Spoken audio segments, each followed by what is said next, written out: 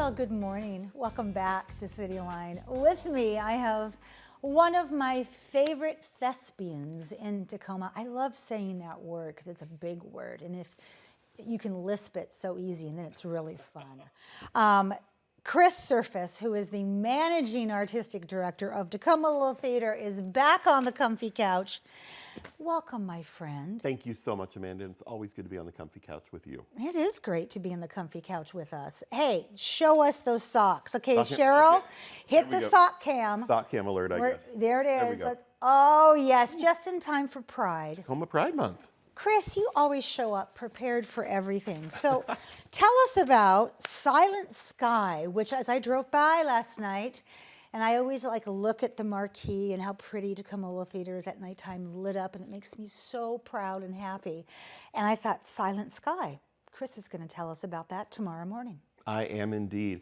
Silent Sky's last show of our 103rd season. It was originally supposed to be in January. It is a true story. They've made a few changes to it. Lauren Gunderson, the playwright, embellished a bit.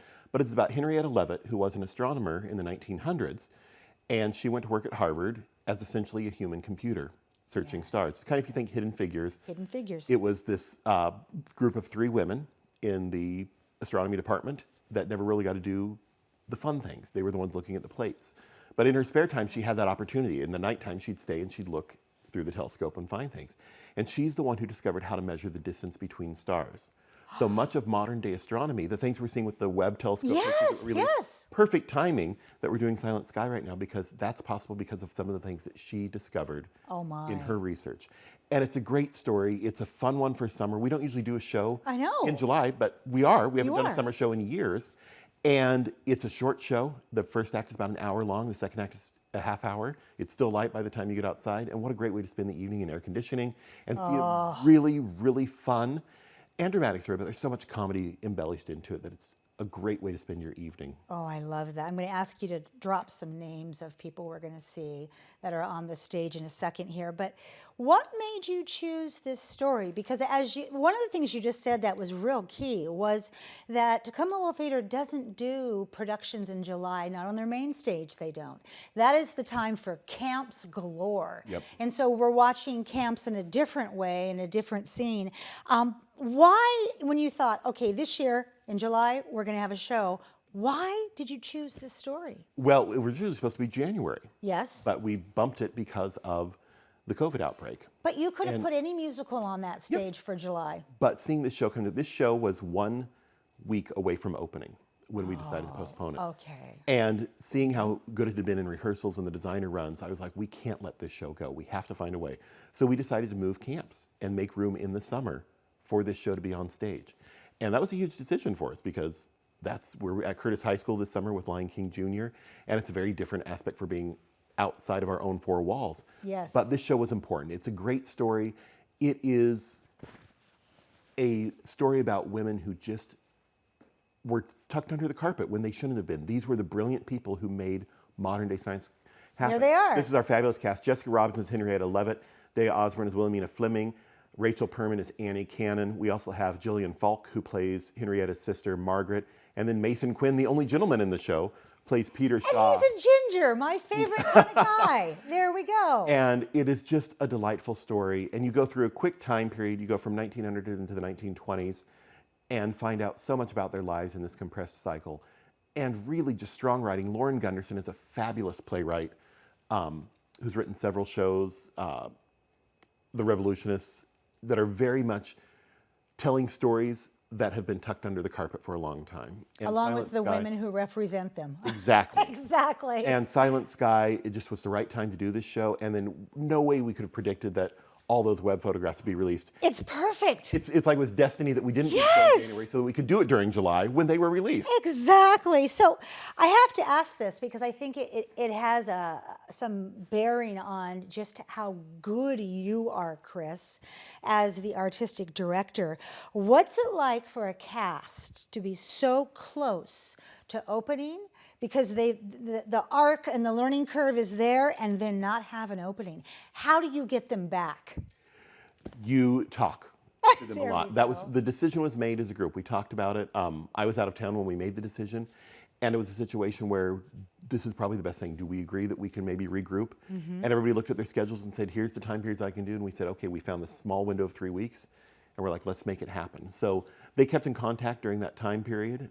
They'd already become a tightly bonded group because it's a small cast and it's such a great story that they were already in a tight bond. And so we came back just after The Luck of the Irish closed in late part of June, and they started rehearsals again. And it was a quick rehearsal process to bring it back. But luckily, Blake York's set had already been up on stage in January. We were able to tuck that away in the back corner of the theater, bring it back out, set everything up, and just kind of pick up where we left off in January. See, there are those seen around the corner moments in theater when you really can't, but you're hoping that when they come together like this, it's kismet. It's like, wow, okay, you know, Webb telescope pictures and the 3 women we can thank for this. And I have to do a shout out to Pug Bourgeot, who directed it for us. I love her. I love her name too. Amazing director. And this was a project for her that coming out of the pandemic, it was a great show for her to do, and she's done a beautiful job with it. And if you come to the theater during this show, her artwork is on display in the lobby. Oh, how lovely. Which is a lot of fun to see both sides of the creative process. Yes, it is. So after we've taken this show in, then what else is playing that we can go ahead and have a seat with? Coming up on July 15th through the 17th is The Lion King Jr. with our future generation of young performers on stage and our future theater goers. It's at Curtis High School, $8 tickets, Friday and Saturday at 7:30 p.m., Sunday at 2 p.m. After that, we have coming up Freaky Friday with our Club TLT teen group, which is a lot of fun. It's a new adaptation that was on the Disney Channel a few years ago. And then we close out our summer camps with The Little Mermaid Junior in the latter part of August. So another 4-week camp that's happening. And then we get ready to launch into a certain season 104. Season 104, okay. So tell us, first off, because after you tell us, we're going to want to get season tickets. So how do we get season tickets? Tell us first. Website? Website or call, or pretty soon in the next few days, you should be seeing the brochure in your mailbox. But you can always give us a call. The order form's online. You can download it. The brochure is actually online, and you can download it and look at it as well. Adult tickets are $155 for all 7 shows. Our off-the-shelf staged readings, free parking. You always get something fun when you come if you're a season ticket holder. $145 for senior students, military, and then $120 for children 12 and under. So it's a great deal to get all of that for all 7 shows and all the plus. And there might be a pink cookie in your future. Nobody ever Very knows. possibly. They show up sometimes. So if I were to buy a season of tickets, what's the first thing I'm going to see? The first thing you're going to see is actually something that just finished auditioning last night. And that is we're bringing back a show that people are always asking us to do, and that is Steel Magnolias. Oh my gosh! It's going to be back on our stage. Are you bringing back the original Steel Mags to hand it off? We feel like we should have some passing of the torch from You're going to need to, yes. It's a great show, and Deanna Martinez, who's directing it, is putting a different take on it. In fact, it's going to be truly representative of the South. Wow. Ooh, I like that because I know what that means. Yep. Oh, I love that. And then let's talk about what excites you. If Steel Magnolias was not enough to excite you, what else is there? The whole season. Yeah. Okay, spill it. We have coming up in the October slot, Murder on the Orient Express, Agatha Christie's classic adapted by Ken Ludwig. This is the first time that Murder on the Orient Express has been allowed to be adapted to the stage. Oh, it was always tied up with movie rights and things like that, and Ken Ludwig and the estate finally came to an agreement, and it's been out for a few years, but we will be the first production in Tacoma, and I'm pretty sure the greater Puget Sound area to do this production. So we're very excited. Melanie Gladstone's going to do a phenomenal job directing that. And of course, we want to give a shout out to Blake York. Blake York is excellent. All these posters we're looking at. Holiday season, A Christmas Story. Yes. Another one that people said, can you bring that back? We really love it. So Ralphie is coming back with his Red Ryder rifle. The neat thing too is that HBO Max is doing a Christmas Story sequel. And so it's perfect timing to have that. In the new year, we have Po' Boy Tango, directed by David Shea, which is a fun show about cooking shows and cooking in your kitchen. It's a 3-person show, and there's actually being some cooking on stage. Hence Po' Boy. Yep. Yes. After that, we have our partner project with the University of Washington Theater Department, Tacoma branch, and that is Rock of Ages, which is tease your hair up with that Aquanet because it's going to be all those great 80s bands. After that, we have Significant Other, which is a show I saw on Broadway in 2017 and thought, this is a beautiful story. Let's bring it to Tacoma when we're able to tell it. And then we close out with Stephen King's The Shawshank Redemption.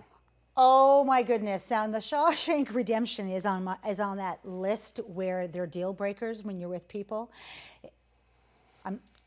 Everybody needs to see The Shawshank Redemption. And you, Mr. Mister, you also are directing this season, aren't you? I am. Significant Other is the show that I've chose to direct. I love that. That is, so you saw it, brought it here, and now you're going to direct it. Boy, that is a full circle. Is there anything else that you want to share about the next season, in addition to who we need to thank? We need to thank, number one, our patrons who continue to show up and support us. As we continue to come out of the last 2 years, it's important that we see them, and we're so happy that they're still coming. Buy your season tickets now. It helps us plan for the season. So when you see that mailbox, get it in there. We'd love to see people through the doors. My wonderful board, my wonderful staff, and just everybody who sits back and thinks theater is worth it, because it is. It's really something that helps keep us focused as a society. Isn't it? And boy, you know, whatever moment in history we're making this week, which I personally would like to see those things stop because it's happening too fast. It seems like it's the whole art reflects life, life reflects art, and so many of the shows that you're putting on are reflective of some of the questions that we're asking around our kitchen tables right now, and things that we are seeing across our phone screens and listening to in the car, to back and forth to work. And that is where society begins to be cohesive. When we can talk about these things and come up with our own solutions and our own way to have hope going forward, that comes from books, movies, and plays like The Shawshank Redemption. If you can't sit down and read that book and walk away hopeful, I don't want to know you. Unless, of course, you have a dog, then I might want to know you. Chris, it is always so wonderful to have you on the couch. It's wonderful to have you as my co-host and my backup. I can't thank you enough. And Chris is going to be on our couch on July 20. Nope. Oh, I'm on a conference. All right, never mind that. All right, we have much more to come on Cityline. Don't go away. We'll be right back after this quick break. That's